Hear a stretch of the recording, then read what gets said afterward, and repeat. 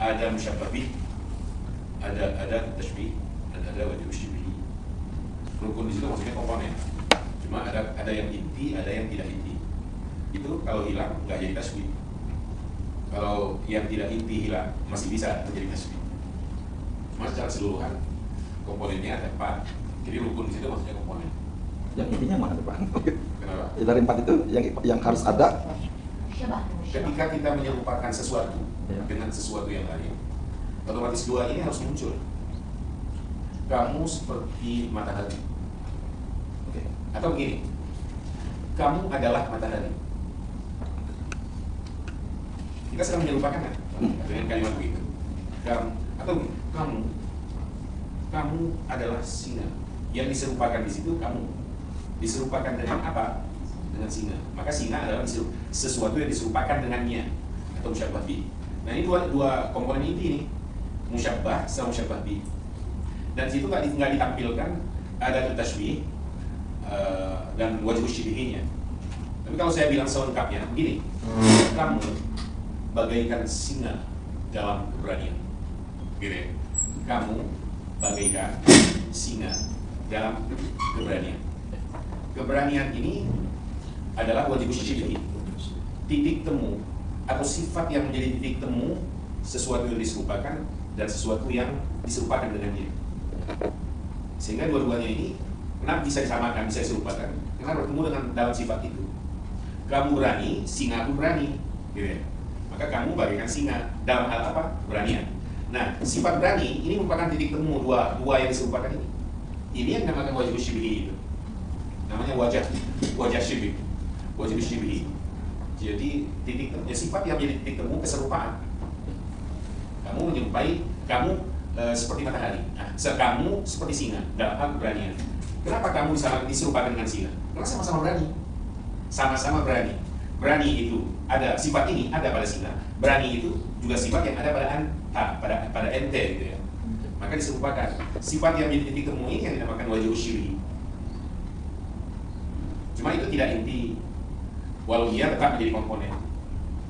Bacanya wajib syibhi atau wajib sama? Wajib syibhi. Sib, dia memang sib itu. Syib. Ya sib. Wajib syibhi. Syibhi. Sib. Bukan wajib sabah ya Pak ya? Bukan.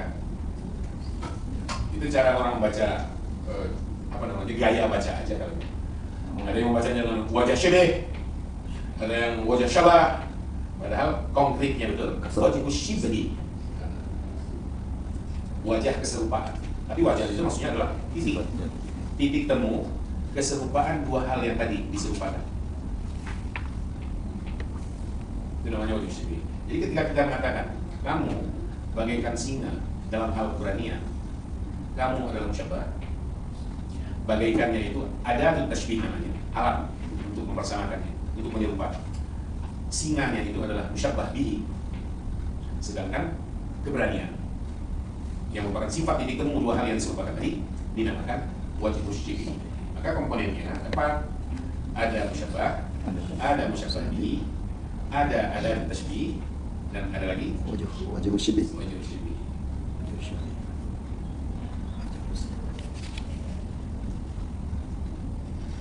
Coba dari 4 ini tadi, kamu seperti singa dalam hal berani, okay? Dalam keberanian. Kamu seperti singa dalam keberanian. Ketika dalam keberanian ini kita hilangkan, tetap tasbih kan? Iya. Kamu seperti singa. Segala sesuatu itu. Tanpa menyebut apanya, tanpa menyebutkan itu. Sekedar kita bilang, kamu mas bagaikan singa. Udah tasbih itu. Tapi tanpa menyebut wajib syibhi. Kalau kita pakai perumpamaan itu tadi Pak ya, berarti wajib syibhinya itu udah melekat di musyabbah bihnya ya Pak ya. Jadi udah gambaran orang singa itu berani gitu. Iya. Kalau contoh ini Pak ya. Makanya kita boleh menggunakan tanpa kita membuang wajib syibhinya gitu. Iya. Kayak Anta Samsun gitu kan. Iya. Nah, dia sifatnya menerangi gitu. Udah gitu. Cuma beda-beda nama, beda-beda istilah yang muncul. Di sini di buku ini disebutkan uraian itu halaman 17. Dilihat dari segi adatnya, semua tasbih kalimat tasbih yang adatnya disebut dinamakan tasbih musnad.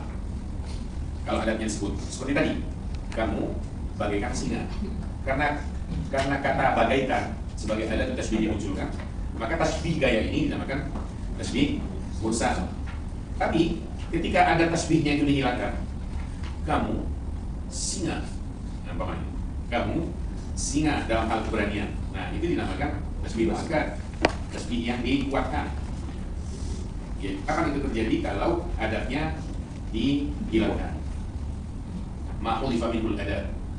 Maka adalah tasbih yang adatnya dibuang. Dengan demikian, apabila dijumpai sebuah kalimat tasbih, namun adat tasbihnya tidak disebutkan atau dibuang, maka tasbih itu dinamakan tasbih muakkad. Kalau ada tasbih yang muncul, namanya tasbih mursal. Nah, di sini disebutkan sudut pandang wajib syibhi. Sebuah kalimat tasbih apabila ditinjau dari sudut pandang wajib syabah, wajib syibhinya, maka tasbih terbagi menjadi dua macam. Satu namanya mufassal, yang satu lagi namanya mujmal. Kapan tasbih dari segi ini dinamakan mufassal? Mufassal itu tasbih yang wajib syibhnya disebut. Mufassal sendiri artinya apa? Dirinci. Mufassal itu dirinci atau terinci. Jadi wajib syibhnya disebutkan. Jadi dalam kalimat yang kita hadirkan tadi, kamu bagaikan singa dalam hal keberanian. Kalau dilihat dari segi dalam keberaniannya, maka tasbih barusan dinamai tasbih mufassal. Tapi kalau tinjauan adat, karena ada kata bagaikan, maka dinamakan tasbih mursal. Dari mursal mufassal. Mursal, ya. Maka itu dinamakan mursal mufassal. Kalau mujmal, tasbih yang tidak disebut wajib syibhnya. Tasbih mujmal. Jadi wajib syibh hilang. Contoh, kamu bagaikan singa. Orang yang mendengarnya kita biarkan berpikir sendiri. Dalam hal apa kok menyamai gitu? Kok diserupakan? Kamu seperti singa. Apa keberaniannya? Apa galaknya, buasnya? Diserahkan. Dan wajib syibh itu memang bercabang-cabang dalam pikiran orang. Jadi terlepas dari yang populer ya, kita nggak bisa menahan, nggak bisa mencegah hak orang untuk berpikir sendiri, punya konsep sendiri dia tentang wajib syibh yang kita sedang sembunyikan. Dan tasbih yang kita sembunyikan, wajib syibhnya dinamakan tasbih mujmal. Kalau disebutkan wajib syibhnya dinamakan mufassal. Kalau ada tasbihnya dimunculkan, namanya mursal. Kalau dihilangkan ada tasbihnya dinamakan muakkad. Tapi kalau dua-duanya hilang, adatnya hilang, kemudian wajib syibhnya dihilangkan juga, maka muncul istilah baru namanya tasbih baligh. Tasbih yang mendalam. Nah, di sini disebutkan al-baligh huwa ma khalifa minhul ada wal wajh. Jadi ada tasbihnya, wajah syibhnya dihilangkan. Sekedar kita bilang begini dalam contoh tadi, kamu singa.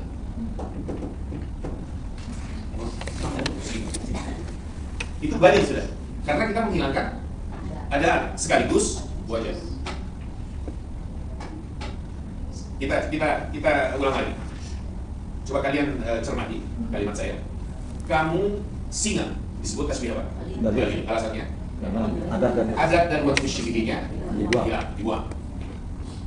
Kamu bagaikan singa dalam keberanian. Jadi mursal. Tasbih mursal. Kamu singa dalam keberanian. Muakkad. Kamu bagaikan singa. Mujmal. Yang kita lihat wajib syibhnya sekarang. Kamu bagaikan singa. Karena nggak disebut, maka disebut mujmal ya. Tapi kalau kamu singa dalam keberanian, maka dari segi wajib syibhnya sudah apa? Mufassal. Tapi ketika kita katakan kamu singa, maka dinamakan tasbih baligh. Tasbih baligh ini puncak dari tasbih. Ketika ringkas dan mendalam, ketika kedua rukunnya itu kita hilangkan. Dari 4 yang ada, 2 rukunnya itu dihilangkan, yaitu adat dan wajib. Maka anta syamsun, anta badrun, anta nur, fawqa nur, itu tasbih baligh semuanya. Tasbih yang mendalam. baligh itu mendalam sekali. Arti kata baligh sendiri adalah mendalam. Jadi kalau ingin mengumpamakan sesuatu, tapi tasbihnya kita pilih mendalam sekali, buang komponen yang tidak begitu, yaitu ada tasbihnya dan buat syirkinya sekaligus dihilangkan. Tapi kalau dihilangkan tadi yang apa wajib sibihnya, muncul masing-masing orang muncul apa tafsir sendiri-sendiri ya Pak? Kalau apa? Wajib sibihnya dibuang. Ya, ini kan gaya-gaya tamyiz ya. Dalam bahasa Arab tamyiz itu kan kalau keluar sedikit dari bawah, ketika kita memunculkan tamyiz, maka dalam pikiran orang macam-macam. Semuanya boleh menjadi tamyiz. Keputusan akhir ada pada yang punya redaksi. Iya dong? Iya. Coba begini, kemarin di Tanah Abang saya membeli 1 kilo. Setelah itu langsung pulang.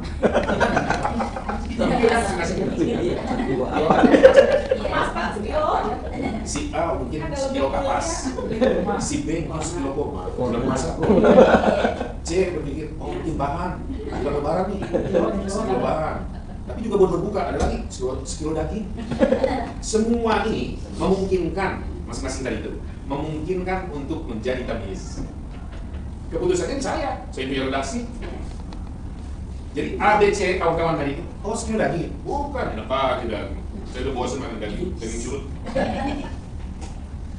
Sekilo kapas, enggak, bukan aja saya kapas dapat dulu saya beli. Oh sekilo terigu, sekilo gula, macam-macam gitu ya. Nah keputusannya saya itu mau beli sekilo apel. Nah, terus. Jadi yang lain tadi itu dihentikan. Potensi untuk menjadi tamyiznya itu terhenti dengan sendirinya setelah saya memunculkan tamyiz yang saya pilih sesuai dengan redaksi yang saya inginkan. Begitu juga ini dalam tasbih ini. Dalam konteks wajib syibhi, yang populer itu yang paling nomor 1. Tapi di luar yang populer bisa muncul macam-macam wajib syibhi di dalam benak orang yang mendengarkan tasbih itu. Keputusan akhirnya dalam diri orang yang mengucapkan atau yang populer. Yang populer orang kenal gitu ya. Yang sudah orang kenal. Gak mungkin kamu bagaikan singa dalam taring, kamu bagaikan singa dalam kuku, dalam hal ketajaman kukunya. Ya bisa saja menjadi wajib syibhi, tetapi terlalu jauh. Karena dalam benak orang yang mendengar kamu bagaikan singa, itu pasti keberaniannya, kegagalan dan sekaligus keberanian.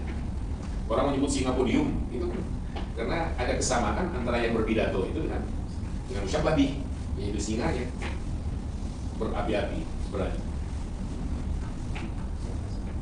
Yang tidak boleh ditasbihkan itu Allah. Allah tidak diserupakan. Laisa kamitslihi syai'un. Enggak bisa. Gimana kita menyerupakan Allah? Allah kal insan enggak bisa kal insan. Allah kal rasul enggak bisa. Laisa kamitslihi syai'. Allah. La mathila lahu wa la syibha. Tidak ada syibh, tidak ada keserupaan. La mathila, dan tidak ada tandingan, tidak ada keserupaan. Ghairu musyabbah, dan Allah tidak boleh diserupakan. Ghairu musyabbah.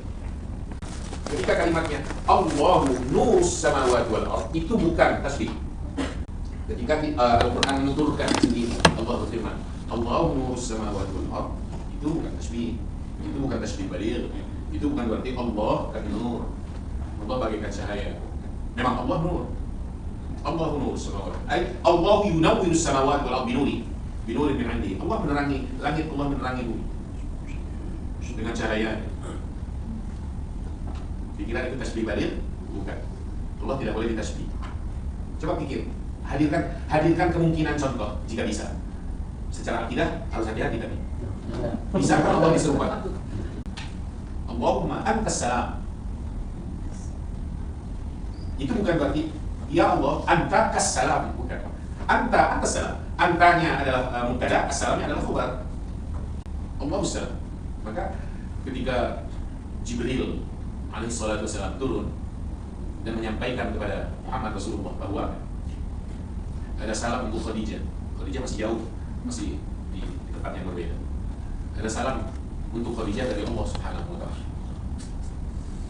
Ketika Khadijah sampai dan Jibril ada di situ, Rasul menyampaikan, Khadijah, Ini Jibril mengantarkan titipan salam dari Allah untuk. Apa jawab Khadijah? Apa waalaikumsalam?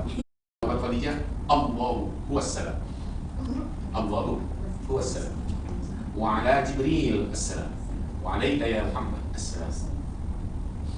Jadi Khadijah pun tahu bahwa tidak mungkin kita akan mengatakan waalaikumsalam untuk Allah. Maka Rasulullah ketika Mi'raj dalam peristiwa Isra Mi'raj, saat Mi'raj dan sudah berada lepas dari Sidratul Muntaha di maqam ilahi, Rasul tertegun harus berucap apa di maqam Allah itu. Bingung harus mengucapkan apa. Kalau bukan karena Allah mengilhamkan cara kalimat yang mesti Anda ucapkan wahai Muhammad, pasti Muhammad dalam kebingungannya harus ngomong apa. Tapi Allah ilhamkan langsung ke dalam jiwa Muhammad untuk mengucapkan sesuatu. Kalimatnya adalah at-tahiyyat al-mubarakat as-salawat at-thayyibat lillah. Itu yang muncul dalam jiwanya. Nah, dari situ Rasulullah mengucapkannya. Tahiyyat al-mubarakat as-salawat at-thayyibat. Baru Allah jawab, Assalamualaikum ayyuhan nabi warahmatullahi wabarakatuh. Rasul menyadari bahwa salam dari Allah, keselamatan, kedamaian dari Allah tidak boleh berhenti sebatas diri beliau, tapi harus menyebar ke seluruh umat, ke kalangan hamba-hamba Allah yang saleh. Maka lanjutannya, Assalamualaikum wa ala ibadillah shalihin. Jibril yang mengatakan di bawah, Asyhadu an la ilaha illallah wa asyhadu anna Muhammadan Rasulullah. Jibril di bawah karena Jibril nggak apa-apa lagi. Nggak diperkenankan, nggak ada perkenan. Maka tadi Muhammad Rasulullah mengajak Jibril, ayo teman saya. Kata Jibril, saya nggak ada perkenan begitu. Kalau saya paksakan saya terbakar. Ana muhtarak, kata Jibril, saya akan terbakar. Habis saya kalau saya harus memaksakan diri. Kamu Muhammad berada di tempat seperti itu karena engkau diperkenankan Allah.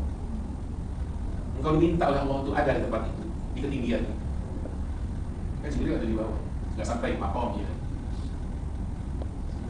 Muhammad Rasulullah melihat sampai di maqam wilayah di atas Sidratul Muntaha. Di Sidratul Muntaha Jibril masih bersama Rasulullah dan Muhammad Rasulullah melihat betul bentuk Jibril alaihissalatu wassalam dalam wujud asli. Wa laqad ra'ahu nazlatan ukhra 'inda Sidratil Muntaha 'indaha jannatul ma'wa il yaghsha sidrata ma yaghsha ma zagha al-basar wa ma tagha laqad ra'a min ayati rabbil kubra. Dalam surah Al-Azmi. Laqad ra'a min ayati rabbil.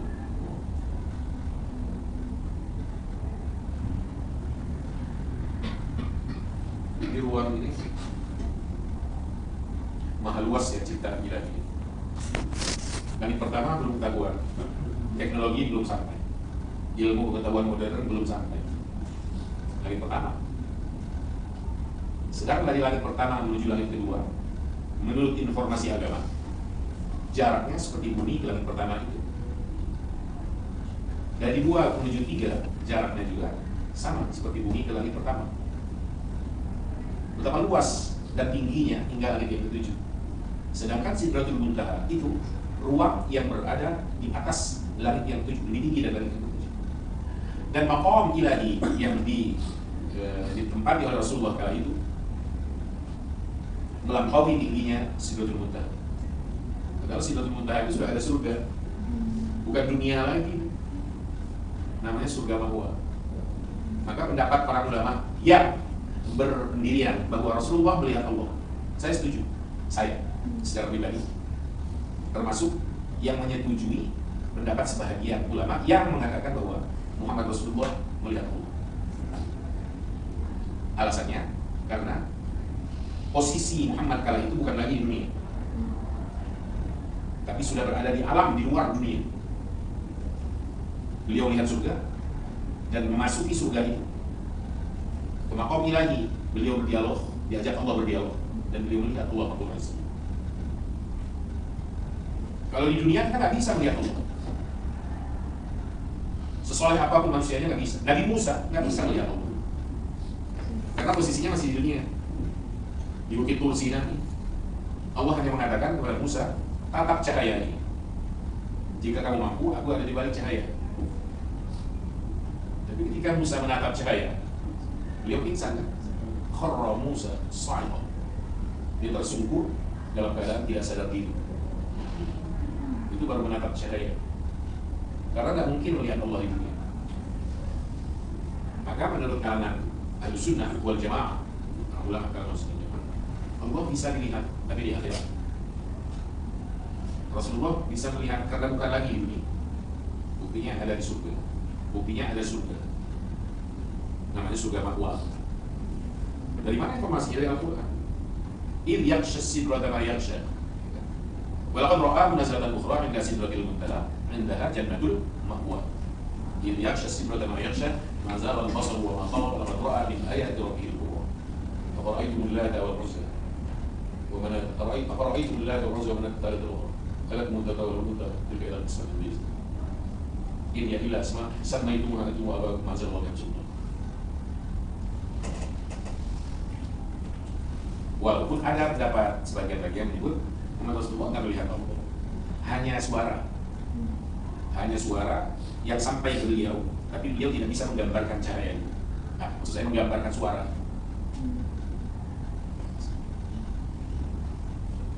Itu turunnya perintah sholat 50 waktu. Ada awalnya kan ya? 50 waktu itu berdasarkan hadis sahih. Walau sekian banyak orang menolak, mengatakan mana mungkin Allah menyuruh Muhammad untuk menjalankan sholat, begitu juga memerintahkan umat beliau sholat 50 waktu, itu kan berat. Lagi pula siapa Musa dibandingkan Muhammad Rasulullah, sehingga turun ke langit yang kelima terjadi dialog Musa dan Muhammad Rasulullah. Kata Musa, ini balik lagi minta turun skor dari 50 menjadi 45, naik Rasulullah. Bolak-balik sampai sekian kali, sampai 9 kali bolak-balik. Dan setiap kali bertemu dengan Allah Rabbul Izzah turun 5 gitu. Itu hadis sahih itu tentang Isra Mi'raj. Sampai akhirnya ketika tersisa 5, Musa pun alaihi wasallam meminta Muhammad Rasulullah supaya minta keringanan lagi, jangan 5, berat. Tapi Rasulullah menjawab, saya malu kalau sampai 5 harus diturunkan, karena Allah sudah mengatakan 5 itu sudah yang terakhir, dan nilainya seperti kamu menjalankan 50 waktu, karena satu waktunya kan bernilai 10. Jadi kalau kita sholat subuh, nilainya seperti 10 kali subuh. 5 dan 5 itu nilainya 10. 5 itu nilai 50 karena setiap sholatnya bernilai 10. 5 kali 10 itu nilainya 50. Kita turun ke bumi, Rasul menyampaikan bahwa Allah telah perintahkan kepada kita tuh melaksanakan 5 waktu. Pagi itu juga Jibril turun untuk mengajarkan cara. Kan caranya belum tahu. Begini cara sholat. Jibril yang memberikan cara pada Rasul. Sekaligus, tapi bertahap sesuai waktu-waktunya. Menetapkan batasan waktu.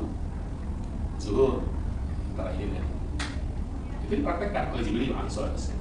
Jadi berkali-kali dia.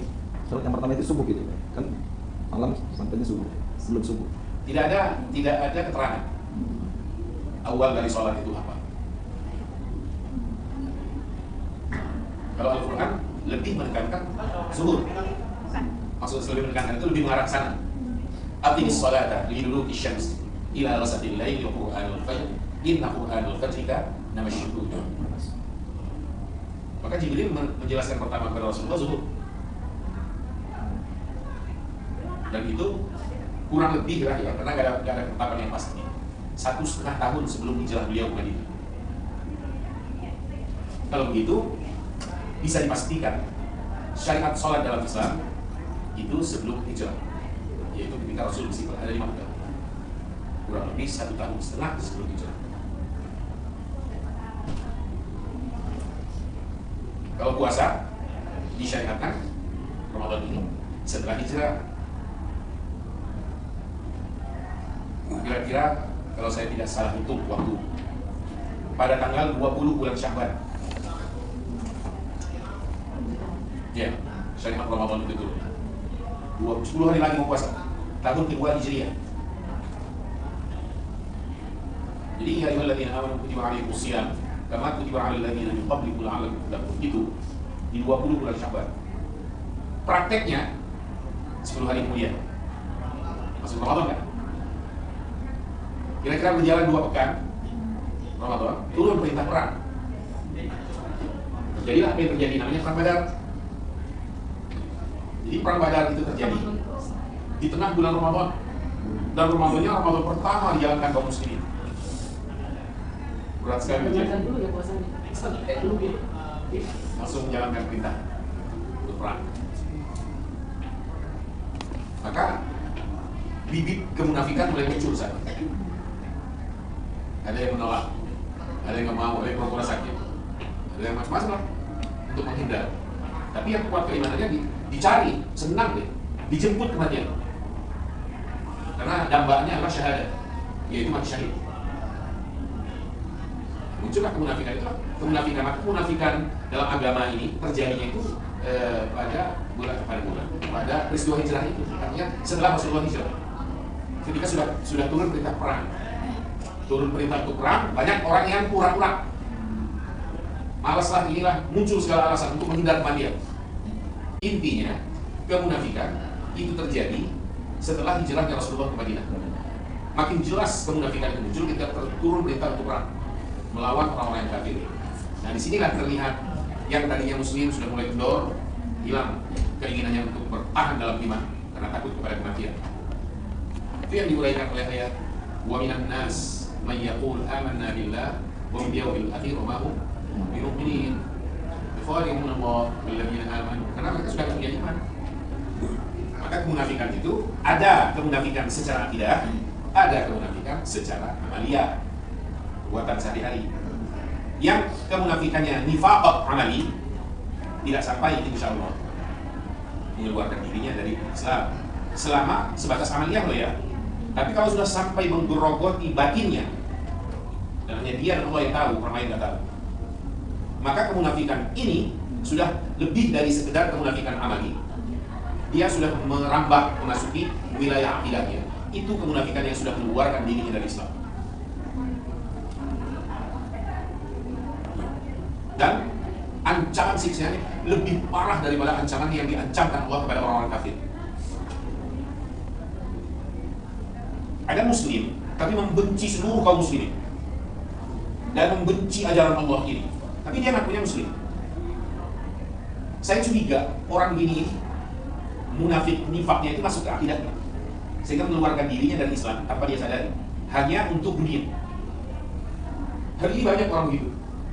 Dia tidak senang mendengar kata Allah, dia benci pada ajaran Muhammad, tapi dirinya muslim. Dia tidak bersahabat dengan kaum muslimin. Yang penting ada yang bayar. Ada nggak seperti itu? Banyak. Yang penting rumah saya punya besar, luas. Saya menjadi orang yang disegani orang, tapi juga saya tidak bisa ditangkap. Malah saya mendapatkan perlindungan hukum, walau mulut saya ngaco, karena hati saya busuk kepada kaum muslimin. Tapi saya muslim.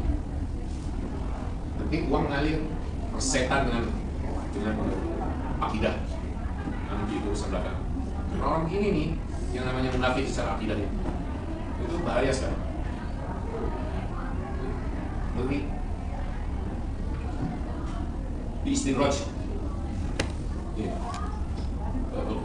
Dharni wa man yukadzibu bihadzal hadits sanastadrijuhum min haitsu la ya'lamun wa umli lahum inna kaydi matin. Biarkan aku, kata Allah, sendiri berhadapan dengan orang-orang yang mendustakan Al-Quran, ajaran Al-Quran, segala sesuatu yang ada dalam ajaran Al-Quran. Akan kutarik mereka secara perlahan dengan cara yang tidak mereka sadari menuju kebinasaan atau siksa pedih. Pelan-pelan. Supaya tidak mereka sadar, tidak mereka sadari, supaya mereka menganggap bahwa ini semua adalah karunia besar. Dikasih apa maunya. Mau punya Mercy dimudahkan, bisa beli Mercy. Mau beli tanah seluas dimudahkan. Semua yang makan hajat duniawi terpenuhi dan sehat terus, bukan cuma nggak sakit-sakit, nggak mati-mati,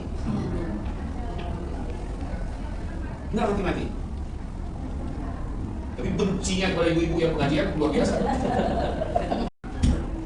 Mereka semua di istilah sekolah. Kenapa?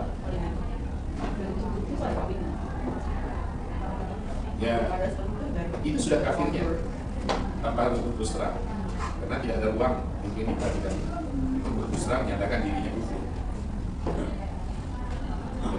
Manusia-manusia seperti itu di negeri ini banyak sekali tidak berkomitmen dengan baik terhadap agama Allah. nggak sadar kalau dirinya bakal mati suatu hari.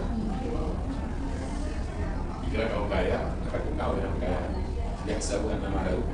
Sudah mengira atau berdaya kekayaannya, kemewahan duniawi tidak membuat kekal diri. Kalau berpikir cerdas harusnya sejak kapan Allah mendesain kehidupan dunia ini untuk sebuah kekekalan? Gak ada yang abadi dalam dunia. Walaupun jaya raya, suatu hari hilang. DKI jaya raya, suatu hari hilang. Bukan cuma DKI, Indonesia nya hilang, dunia pun hilang. Kama bada'na awwal khalqin nu'idu. Sebagaimana kami memulai penciptaan ini dulu, akan kami kembalikan lagi ke titik nol semula. Menjadi dia. Dan yang lain tahu, hanya boleh tahu. Kita pernah tiada, kita 100 tahun lalu kita pastikan kita tiada. Hari ini kita ada. 100 tahun ke depan kita pastikan tidak ada ini. Masih bertahan 100 tahun. Sekarang lagi udah capek, Pak. Aduh. Setengahnya aja kita udah capek. Karena dalam konsepsi Islam, bumi ini pun baru. Maksud baru itu sesuatu yang tadinya nggak ada. Matahari semula nggak ada, bulan semula nggak ada, bumi semula nggak ada, sungai semula tidak ada, semua, langit semula tidak ada. Yang ada hanya Allah. Yang ada hanya Allah. Lalu cipta, setelah cipta pada waktunya hanya Allah yang tahu. Bukan semua. Kita hanya diberi waktu sedikit transit di dunia. Kita transit sementara di atas wadah yang juga sangat sebentar.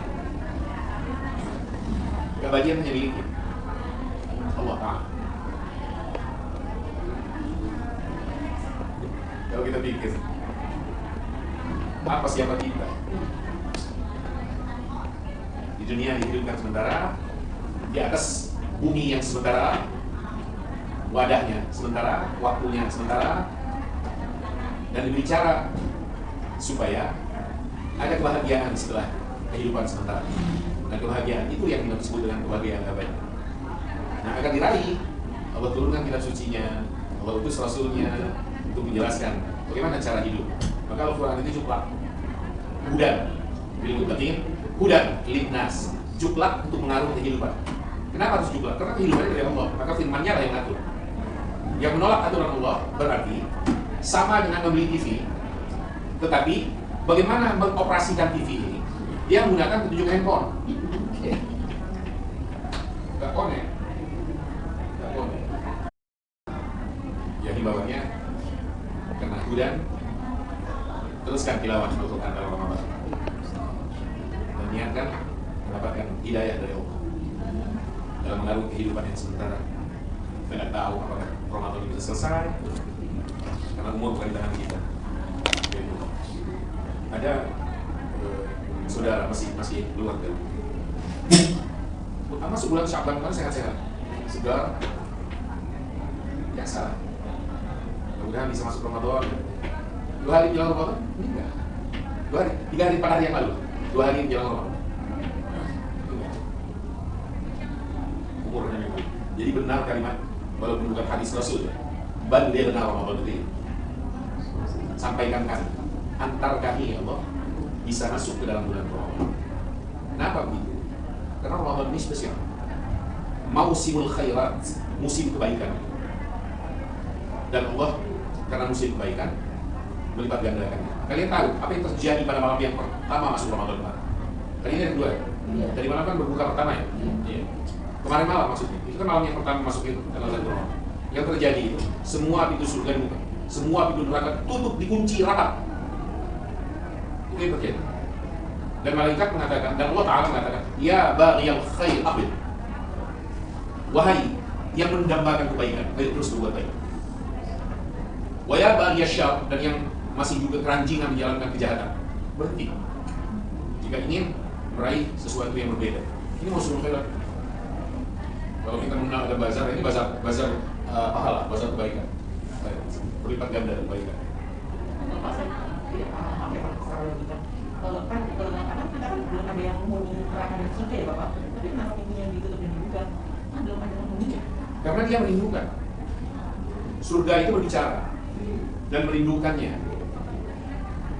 Mudah-mudahan kerinduan surgawi itu menutup rapat neraka. Dan setiap malam dalam Ramadan ini kan lillahi taqabil. Allah memiliki sederet nama hamba-hambanya yang Allah bebaskan dari siksa neraka. Setiap malam, wadalika fi kulli lail. Dan itu terjadi setiap malam sampai berakhirnya Ramadan itu. Maka walaupun belum ada yang memasukinya, tapi surga itu berbicara dan merindukan penghuninya. Kalau dia merindukan penghuninya, berarti ada nama-nama yang sudah terdaftar, gitu loh. Aku merindukan si A sebulan. Dan itu dibuka. Masuk tidak syaitan dan setan dibelenggu. Kalau terjadi keonaran bukan karena setan sejatinya, tapi karena nafsu yang tak terkendali dalam Ramadan. Nafsu yang tak terkendali lagi. Itulah yang menjadikan keonaran masih ada bertebaran di setiap waktu sepanjang Ramadan. Sejatinya kiprah tanda kutip iblis itu sudah nggak bisa karena ia sudah dikerangkeng. Hadis sahih, hadis juga disebutkan oleh Imam Tirmidzi. Cukup ya. Terima kasih.